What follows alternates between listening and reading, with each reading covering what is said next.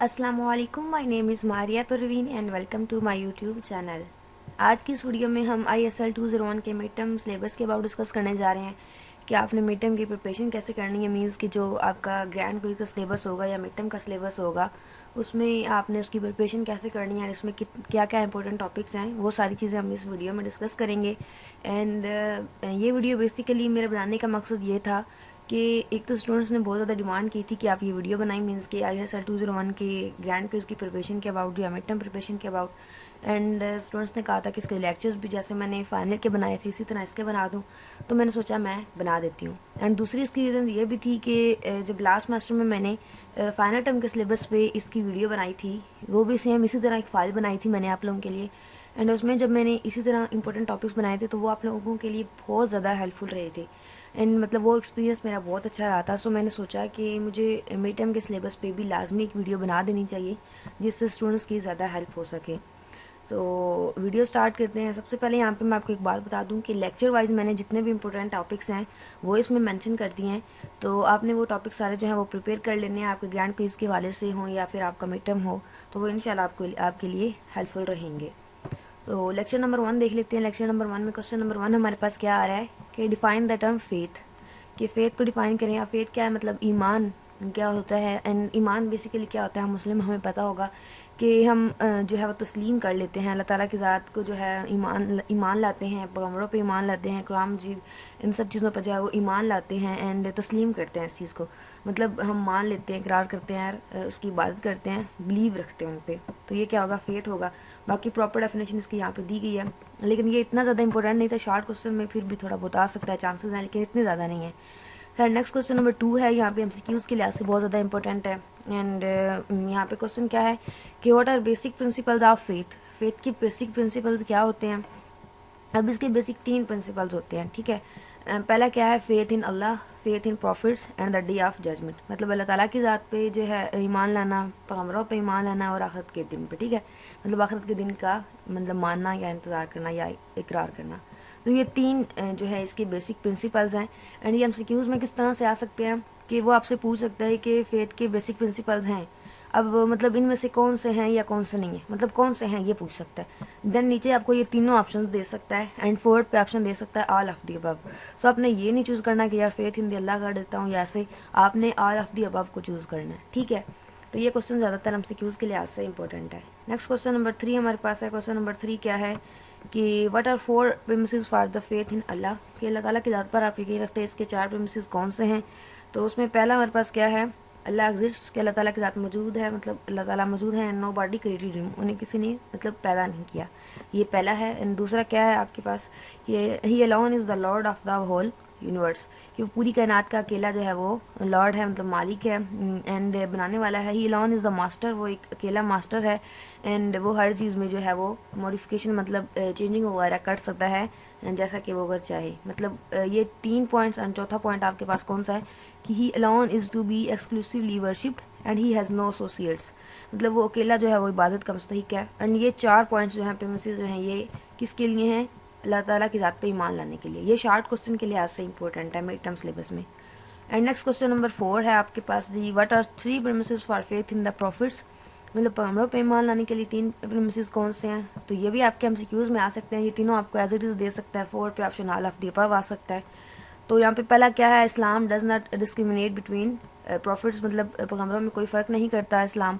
दूसरा है कि all prophets are human beings, तमाम पैगम्बर जो हैं वो इंसान हैं। Faith in the miracles of prophets, मतलब पैगम्बरों के जो मौजज़े होते हैं या मिरेकल्स होते हैं उन पर ईमान लाना। तो ये 3 आपके प्रीमिसेस होते हैं किस लिहाज से, फेथ इन प्रॉफिट, पैगम्बरों पर यकीन रखने के, ईमान लाने के। तो नेक्स्ट क्वेश्चन नंबर 5 है, what the fruits of faith. तो ये लॉन्ग के लिए थोड़ा बहुत इंपॉर्टेंट है एंड आप इसको जो है वो हैंड आउट से रीड कर लीजिएगा, ये थोड़ा लेंथी था, सो मैंने ज़्यादा लेंथी क्वेश्चन जो है वो फाइल में ऐड नहीं किए। एंड जो MCQs के लिहाज से ये शॉर्ट क्वेश्चन के लिहाज से बनते हैं ज़्यादा, मैंने वही ऐड किए। जो लॉन्ग है उनको मैंने मेंशन कर दिया कि ये लॉन्ग के लिए इंपॉर्टेंट है, वो आप हैंड आउट से टॉपिक जो है वो रीड कर लीजिएगा। लेक्चर वाइज हैं तो आपको आसानी से समझ आ जाएगी। अच्छा, उसके बाद नेक्स्ट लेक्चर नंबर 2 है। इसमें क्वेश्चन नंबर 6 बन रहा है हमारे पास, डेफिनेशन ऑफ तकवा, कि तकवा की डेफिनेशन क्या है। तो तकवा बेसिकली क्या होता है कि खौफ खुदा, मतलब अल्लाह ताला की ज़ात से डरना एंड उनकी जो है इबादत करना। तो यहाँ पे बेसिकली इसकी जो डेफिनेशन बनती है, तकवा mean for fear and abstinence, ठीक है। तो ये क्या, fear of Allah and love for Allah, ये सारी चीज़ें इसमें आती हैं तकवा के मतलब में। अरबिक मीन इसका ये बनता है। अब जो आपके हैंडआउट्स में दिया गया है उसका जो ये आपका मतलब बनता है कि टू क्लींस और purify the heart and the soul, मतलब अपनी रूह और दिल को जो है वो प्योरीफाई, प्योर रखना, क्लीन रखना, साफ़ रखना, मतलब ज़ाहिर बातन जो है वो सेम रखना। ये किसका मतलब बनता है, तकवा का। एंड ये एमसीक्यूज़ के तौर पर आ सकता है, ये बहुत ज़्यादा इंपॉर्टेंट है, इसलिए मैंने यहाँ पे साथ में मेंशन भी कर दिया है एंड इसको अंडरलाइन भी कर दिया है। तो ये बहुत ज़्यादा इंपॉर्टेंट है, आपने ये लाजमी कर लेना है, सही है। ये एमसीक्यूज़ के लिहाज से जब मैं मतलब मेरा ये सब्जेक्ट था खुद का, तो ये मेरे खुद के एमसीक्यूज़ जो हैं, मतलब ये जो बीच में मोस्टली ऐसे हैं जो मेरे टाइम पे भी आए थे एंड बाद में भी नेक्स्ट सेमेस्टर में भी स्टूडेंट्स के आ रहे थे। सो मैंने उनको लाजमी तौर पर यहाँ पे मेंशन कर दिया। सो आपने ये याद रखना है कि तकवा का मतलब क्या है, to purify the heart and the soul, सही है। तो ये चेंजिंग करके वो आपसे दे सकता है, आपने याद रखना है, इसका मतलब ये है। एंड नेक्स्ट क्वेश्चन नंबर 7 है जी, व्हाट इज़ मीन्ड बाय फुरकान। ये भी एमसीक्यूज जो है ये मेरे टाइम पे भी क्विज में आया था काफ़ी, मतलब उस जो मेरा सेमेस्टर था उस टाइम पे बहुत आया था ये एमसीक्यूज काफ़ी स्टूडेंट्स का। तो ये भी काफ़ी इंपॉर्टेंट है। फुरकान का मतलब क्या है, बीइंग हेल्प्ड, ठीक है। इब्ने अब्बास ने कहा था कि इसका मतलब होता है बीइंग हेल्प्ड। ये आपने याद रखना है, वहाँ पे आपको 4 ऑप्शन दिए जाएंगे जिनमें से एक कौन सा हो सकता है, बीइंग हेल्प्ड हो सकता है या फिर हो सकता है अ वे आउट, ठीक है, मतलब मुश्किल से निकालना या हेल्प किए जाना, मतलब ये इसके मतलब हो सकते हैं फुरकान के। ये आपके हैंडआउट्स में दिया गया है, इनमें से वो कोई भी आपको यहाँ पे ऑप्शंस दे सकते हैं, लेकिन जब हमारे टाइम पे क्विज हुआ था तो ये आपके ऑप्शंस दिए गए थे, बीइंग हेल्प्ड। सो आपने इसका मतलब याद रखना है। ये आपको शॉर्ट क्वेश्चन के लिहाज से तो उतना इंपॉर्टेंट नहीं है, लेकिन एमसीक्यूज के लिहाज से बहुत बहुत बहुत ज़्यादा इंपॉर्टेंट है, इसलिए मैंने यहाँ पे इसको टैलिक फॉर्म में कर दिया है बीइंग हेल्प्ड वर्ड को, क्योंकि ये एमसीक्यूज में आता है। तो उसके बाद नेक्स्ट क्वेश्चन नंबर 8 हमारे पास है, सिग्निफिकेंस ऑफ तकवा इन दी कुरान, मतलब कुरान मजीद की रोशनी में तकवा की अहमियत क्या है, पीटी की अहमियत क्या है। तो आपने ये हैंड आउट से टॉपिक रीड कर लेना, ये काफ़ी लेंथी था, सो मैंने फाइल में ऐड नहीं किया, लेकिन आप लोग जो है वो हैंड आउट से इसको लाजमी रीड कर लीजिएगा। ये इंपॉर्टेंट है जी आपके शॉर्ट एंड लॉन्ग क्वेश्चन के लिहाज से। तो उसके बाद नेक्स्ट लेक्चर नंबर 3 करते हैं। तो क्वेश्चन नंबर 9 बनता है हमारे पास, डिफाइन ओबीडियंस ऑफ अल्लाह, अल्लाह की ज़ात की जो है इबादत करना, उसको डेफिनेशन क्या बनती है, ओबीडियंस क्या मतलब है, इसकी डेफिनेशन करें, डिफाइन करें। तो ये भी एमसीक्यूज़ के लिहाज से ज़्यादा इंपॉर्टेंट है, शॉर्ट में भी आ सकता है लेकिन एमसीक्यूज़ के लिहाज से बहुत ज़्यादा इंपॉर्टेंट है ये। अब यहाँ पे देखिए, मीन बी रेंडर्ड, ये आपने याद रखना है, मीन बी रेंडर्ड, सही है, ये एमसीक्यूज़ में आ सकता है। उसके बाद क्वेश्चन नंबर 4 है जी हमारे पास, ये लॉन्ग क्वेश्चन के लिहाज से इंपॉर्टेंट है, बहुत ज़्यादा इंपॉर्टेंट है। आपने इसको फाइनल टर्म जब आपका सिलेबस मतलब होगा, पेपर होगा, तब आपने इसको अच्छे से कर लेना है इस टॉपिक को, बिकॉज मिड टर्म सिलेबस में भी 20% पेपर आता है, तो जब आपका फाइनल टर्म होगा तो आपने इस क्वेश्चन को लाजमी कर लेना है, सही है। एंड अभी के लिए तो उतना ज़्यादा इंपॉर्टेंट नहीं है, लेकिन आपको पता होना चाहिए, फिर भी बेटर है कि आप इसको एक दफ़ा लाजमी रीड कर लें। तो अब यहाँ पे क्वेश्चन क्या है कि what is obedience of exclusive authority, सही है। या फिर ये भी क्वेश्चन आ सकता है कि right the responsibilities of executive authority. जब मेरा मतलब इस क्विज था, तो मेरा जो फाइनल टर्म का सिलेबस था, मतलब पेपर था, उसमें ये क्वेश्चन आया हुआ था कि right the responsibilities of executive authority. तो एग्जीक्यूटिव अथॉरिटी बेसिकली क्या होती है कि जो इम्प्लीमेंट करती है शरीयत को, एंड इस्लाम के अकॉर्डिंग, इस्लामिक स्टेट उनकी होती है, एंड अल्लाह और उसके रसूल के अकॉर्डिंग जो अहकामात होते हैं उनको जो है वो फॉलो करवाती है, ठीक है। प्रॉपर आपने यहाँ पे इसको रीड कर लेना, आपके हैंडआउट्स में भी दिया गया वही, यहाँ पे मैंने इसको जो है वो कॉपी किया हुआ, आप इसको लाजमी रीड कर लीजिएगा एक दफ़ा। तो उसके बाद लेक्चर नंबर 5 है, क्वेश्चन नंबर 11 बनता है, डिफाइन सिंसियरिटी, इखलास, इखलास क्या होता है या सिंसियरिटी क्या होती है। तो इखलास means to have the intention of only Allah in one's act of obedience, ठीक है। ये एमसीक्यूज़ के लिहाज से बहुत ज़्यादा इंपॉर्टेंट है कि to have the intention of only Allah in one's act of obedience. अब वो ये भी आपको दे सकता है कि इखलास मीन्स टू हैव द, आगे ऑप्शन दे सकता है नीचे आपको, ये भी वो दे सकता है कि dash means to have the intention of only Allah in one's act of obedience. आपको बताओ कि इखलास का मतलब ये बनता है, तो आपको ये याद रखना है, ये एमसीक्यूज़ के लिहाज से आ सकता है, ये बहुत ज़्यादा इंपॉर्टेंट है। इखलास का मतलब क्या होता है, डेफिनेशन क्या है, ये आपको आनी चाहिए। उसके बाद क्वेश्चन नंबर 12 है आपके पास, बेनिफिट्स ऑफ सिंसियरिटी, इखलास या सिंसियरिटी के जो बेनिफिट्स क्या होते हैं। ये भी मोस्ट इंपॉर्टेंट है, किस लिहाज से मोस्ट इंपॉर्टेंट है मैं आपको भी बता देती हूँ, लॉन्ग क्वेश्चन के लिहाज से भी इंपॉर्टेंट है, मतलब पूरा अपना टॉपिक जो है वो रीड कर लेना है। अब यहाँ पे देखें कि the secret is the degree of इखलास, ठीक है, the secret is the degree of इखलास, ये आपने याद रखना, सही है। अब दूसरी यहाँ पे चीज़ जो मोस्ट इंपॉर्टेंट है, एंड मैंने यहाँ पे इसको कॉपी मतलब हैंड आउट से रीड करने के लिए नहीं कहा, बल्कि कॉपी किया ताकि आपको पता लग जाए कि इसमें इंपॉर्टेंट एक्चुअली में है क्या। तो यहाँ पे देखें, द हाईएस्ट स्टेज ऑफ इखलास is the rendering of an act for the sake of only Allah ताला। अब ये हाईएस्ट स्टेज है। उसके बाद लेसर स्टेज कौन सा है? Lesser stage is that the act is rendered to please people but it was not motivated by any desire for worldly gain. मतलब लोगों की खुशी के लिए किया जाता है, लेकिन इसमें कोई दुनियावी आपको मतलब नहीं होता। और पहला जो है हाईएस्ट स्टेज क्या है कि आप जो भी करते हैं अल्लाह ताला की ज़ात के लिए करते हैं। और जो थर्ड डिग्री है इखलास की या तीसरा स्टेज है वो क्या है कि render an act without having any motive, मतलब किसी मोटिव के बगैर जो है आप मतलब मदद करते हैं, झुकते हैं या काम करते हैं। तो ये 3 इसकी आपने जो है वो डिग्रीज याद रखनी है। आप इसको लाजमी जो है वो रीड कर लीजिएगा, माइंड में रखिएगा, ये बहुत ज़्यादा इंपॉर्टेंट है। इवन ये 7 MCQs मैंने इसलिए लिखा है क्योंकि जब ये मेरा जो है ये सब्जेक्ट था तो ये क्विज़ में आया हुआ था, मतलब मेरे शायद पेपर में था या क्विज़ में था, खैर ये MCQs आया हुआ था। तो आपने ये याद रखना है कि फर्स्ट स्टेज में क्या होता है, सेकंड में क्या होता है एंड थर्ड में क्या होता है। इनमें से कोई एक आ सकता है, काफ़ी हद तक चांसेस हैं। तो उसके बाद नेक्स्ट लेक्चर नंबर 6 आपके पास है जी। क्वेश्चन नंबर 13 बनता है। क्वेश्चन नंबर 13 है कि define morality. Define morality, morality क्या होती है कि अब ये आपने देखना है। मोरालिटी बेसिकली गुड क्वालिटीज़ आप कह सकते हैं या फिर पोलाइटनेस, मतलब आपका नर्म मिजाज या आपके अच्छी खसूसियात जो है उनको क्या कहते हैं, मोरालिटी कहते हैं। ठीक है। एंड यहाँ पे एक चीज़ आपको मैं और बताना चाहूँगी कि एसेइंग बाय इमाम गजाली। ठीक है। The meaning of ethics morality, मतलब एथिक्स या मोरालिटी का मतलब क्या है, ये इमाम गजाली कह रहे हैं, ये आपने याद रखना है, मैंने बोल्ड किया हुआ है। अब आपसे वो ये स्टेटमेंट पूरी भी दे सकता है एंड कह सकता है कि इट इज़ सेड बाय, मतलब किसने कहा था, नीचे ऑप्शन दे सकता है। तो आपने याद रखना है इमाम गजाली ने ये कहा था। मोरालिटी की डेफिनेशन ये जो स्टेटमेंट दी थी किसने, इमाम गजाली ने दी थी। तो उसके बेसिकली थी क्या, ये भी आपने याद रखनी है कि ethics is the name of that state's condition of human nature for which a man very easily and conventionally did any action।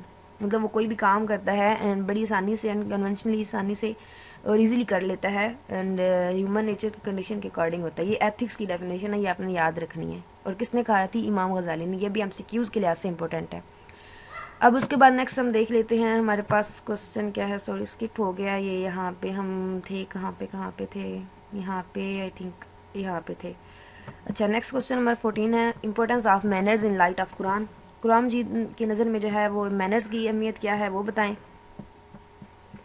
तो ये क्वेश्चन जो है ये आप लोगों ने क्या करना है, हैंड आउट से रीड कर लेना। ये लॉन्ग क्वेश्चन के लिहाज से भी बहुत ज़्यादा इंपॉर्टेंट है एंड MCQs के लिहाज से भी बहुत ज़्यादा इंपॉर्टेंट है। सो प्लीज़ आप इसको हैंड आउट से लाजमी तौर पर रीड कर लीजिएगा, बिकॉज ये MCQs के लिए भी इंपॉर्टेंट है एंड लॉन्ग के लिए। इसका मतलब है इसमें से कोई 2 MCQs भी आ सकते हैं, 1 या 2, एंड लॉन्ग क्वेश्चन भी आ सकता है। सो उसको आपने लाजमी रीड करना है। ये काफ़ी लेंथी टॉपिक है इंपॉर्टेंस या मैनर्स के अबाउट, तो ये आप इसको लाजमी रीड कर लीजिएगा। ठीक है। उसके बाद नेक्स्ट क्वेश्चन नंबर 15 बनता है इसी लेक्चर में से कि who has written the book Tahzeeb. Tahzeeb किताब किसने लिखी थी।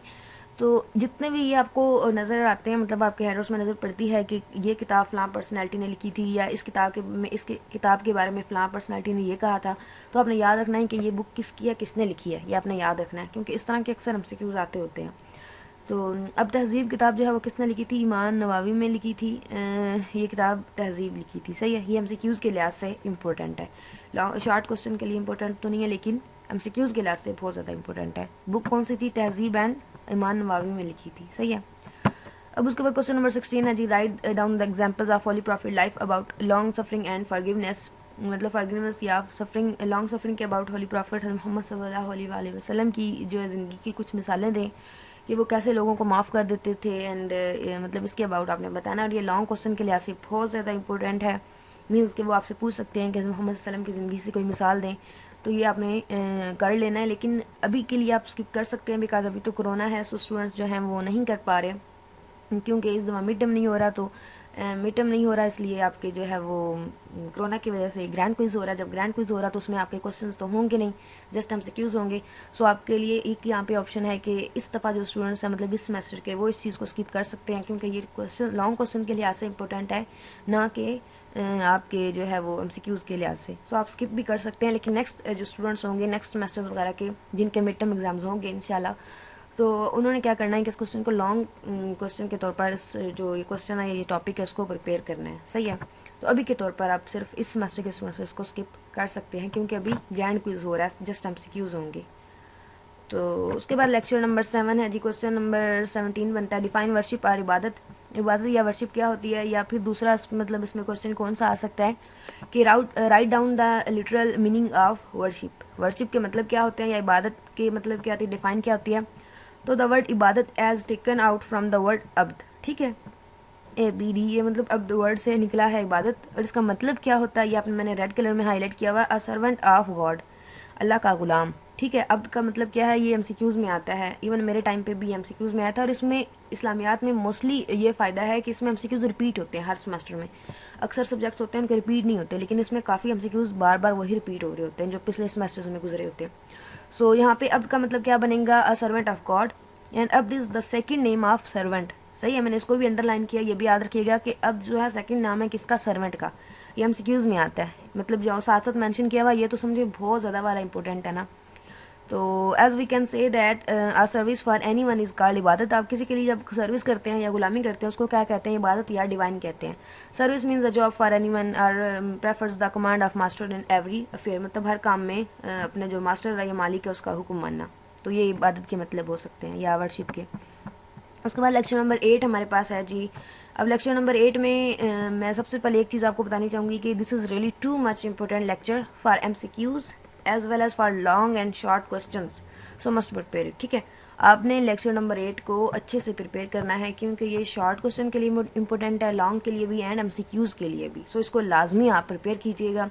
इसमें जो है मेन क्वेश्चन यहाँ से आप देख लें, right down the difference between branches, different branches of the worship and इबादत। तो इसकी ब्रांचेज आपने लिखनी है, नमाज, रोज़ा, ज़कात, हज, ये इसकी मेन ब्रांचेज हैं। अब इसमें आगे फर्दर इन टॉपिक्स के ऊपर डिस्कस किया गया आपके हैंडआउट्स में। आपने क्या करना है, आपने उन टॉपिक्स को जो है वो 1 बाय 1 देख लेना है, लाजमी तौर पर पूरे टॉपिक को पढ़ लीजिएगा, ये बहुत ज़्यादा इंपॉर्टेंट है। अब MCQs के लिहाज से इसमें से भी फर्दर क्या इंपॉर्टेंट है, तो ज़कात का टॉपिक इंपॉर्टेंट है। ज़कात किन लोगों को देनी चाहिए, कौन लोग मुस्तहिक होते हैं, ज़कात किन लोगों पे फ़र्ज़ होती है। अगर आगे भी और टॉपिक्स हैं मेरे माइंड में एग्जैक्ट नहीं आ रहा, जैसे वो है कि कितने सोना जो है मतलब कितना हिस्सा आप दे सकते हैं ज़कात का, इस तरह के कुछ हैं, वो आप हैंड आउट से देख लीजिएगा इस टॉपिक में, ज़कात वाले टॉपिक में। बाकी ये चारों टॉपिक आपने लाजमी करने हैं, इसीलिए मैंने साथ में यहाँ पे मेंशन किया है कि this is really too much important lecture. सही है, आपने इसको पूरे लेक्चर को पढ़ लेना है, इसलिए मैंने यहाँ पे ज़्यादा इसकी एक्सप्लेनेशन एंड क्वेश्चन नहीं बनाए, ताकि आप पूरा लेक्चर इसको करें। अगर आप ये सारे टॉपिक्स कर लेते हैं तो इंशाल्लाह आपका ग्रैंड क्विज कम से कम बहुत अच्छे से हो जाएगा, या आपके MCQs का जो पोर्शन है वो बहुत ज़्यादा अच्छे से हो जाएगा। इवन इसमें से अगर मिड टर्म होता है तो शॉर्ट क्वेश्चन भी अच्छे से हो जाएंगे। अब जिन स्टूडेंट्स का मिड टर्म होगा, मतलब जो है एग्ज़ाम कैंपस में होंगे एग्ज़ाम्स, उनके लिए एक और भी बात मैं कहना चाहूँगी कि प्लीज़ मस्ट प्रिपेयर हदीस and versus from pass papers and hand outs. मतलब अपने हैंड आउट्स और पास पेपर से जो है वर्सेज या हदीस वगैरह लाजमी तौर पर प्रिपेयर कर लेनी है।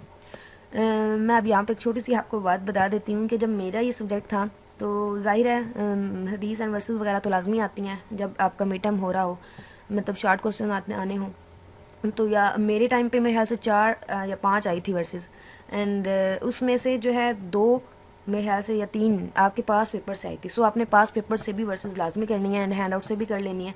हैंड आउट्स में जो शॉर्ट आपकी एक एक लाइन की होती है ना वर्सेस आपकी, वो आ सकती है मिड टर्म सिलेबस में, मतलब एग्जाम्स में। सो उनको लाजमी प्रिपेयर कीजिएगा। तो आई होप कि ये वीडियो आपके लिए हेल्पफुल रही होगी, दुआ में याद रखिएगा एंड वीडियो को लाइक लाजमी कर दीजिएगा। इसके अलावा एक और बात कहना चाहूँगी कि ये सारे टॉपिक्स एंड जितने भी मैंने यहाँ पे 1 बाय 1 डिस्कस किए हैं, ताकि ये आपके माइंड में जो है वो बैठ जाएं एंड आपको पता हो कि जो है मतलब अगर आप इसको रीड नहीं करते तो आपको पता होगा कि ये हमने ऐसे मतलब मैम ने पढ़ा था, हमने मतलब सुना था, तो आपके माइंड में कुछ ना कुछ बैठ जाएगा। एंड ये टॉपिक्स आपने अपने हैंडआउट्स पे हाईलाइट भी कर लेने हैं, ये बहुत ज़्यादा इंपॉर्टेंट है एंड आई होप कि ये इंशाल्लाह आपके लिए हेल्पफुल भी रहेंगे। एंड वीडियो अच्छी लगी तो वही बात कि प्लीज़ लाइक कीजिएगा एंड फ्रेंड्स से शेयर कीजिएगा। फ्रेंड्स से क्यों शेयर करने का कह रही हूँ कि आप जानते होंगे कि आपके जो हैं किन स्टूडेंट्स का ये सब्जेक्ट आप ज़्यादा से ज़्यादा स्टूडेंट्स में शेयर करेंगे। एंड मेरा बेसिकली मेन पर्पज़ यही होता है कि मैं वीडियो जो है वो मतलब इसलिए बना रही हूँ कि आप लोगों की हेल्प हो जाए। अब ये फ़ाइल पहले मुझे बनानी पड़ी है, खुद सोचें इतनी ज़्यादा लंबी मतलब मैंने फ़ाइल बनाई है, इसमें एक एक चीज़ सोच समझ के कि ये हेल्पफुल हो सकती है, ये नहीं हो सकती, सब कुछ मेंशन किया है। इसीलिए किया है कि आप लोगों की हेल्प हो सके, मुझसे ज़्यादा आप लोगों को फ़ायदा हो एंड आपके लिए वाकई में ये वीडियो एंड ये फ़ाइल हेल्पफुल रहे।